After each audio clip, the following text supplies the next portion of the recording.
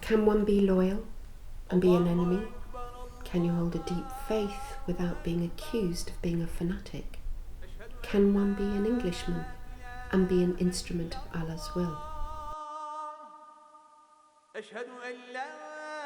This was the plight of a few men at the turn of the 20th century, perhaps the most famous being Mohammed Marmaduke Pickthall, the great-great-uncle of my own mother, Sarah Pickthall. Marmaduke Pickthall was born on the 7th of April 1875. His mother was very interesting in that she encouraged him to travel at an early age. When he travelled in the East, he became one with people, Muslim peoples, and travelled and learnt their customs and picked up very much so the languages that they spoke. Just over 100 years ago he came back from Turkey, and shortly after that autumn he walked out of church for the last time because it wasn't the way his life was heading, how he was thinking, how he was embracing life.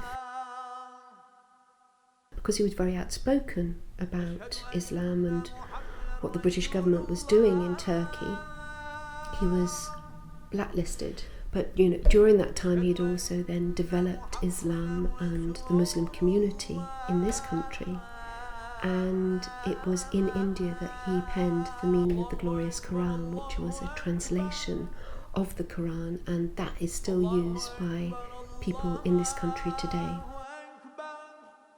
Sarah works with Muslim and non-Muslim artists as part of her creative project, Loyal Enemy, to create pieces of art and theatre based on Pickthall's life.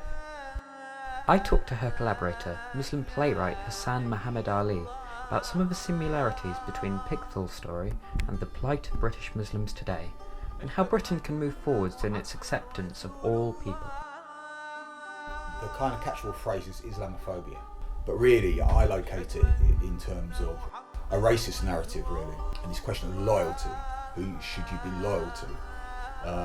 Is a really big question, and that's a question in Pickthall's time, Britain going to war against the Ottoman Empire, and today Britain going to war in Iraq, Afghanistan.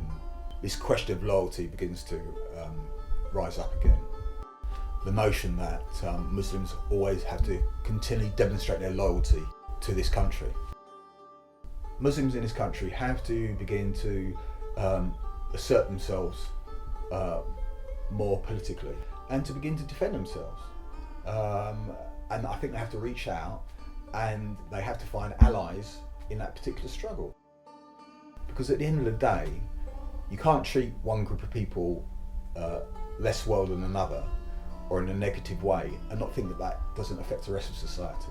In other words, freedom is indivisible. This is not just a question of a problem for Muslims or the Muslim problem. This is a problem for British society as a whole as to whether it moves forward or not.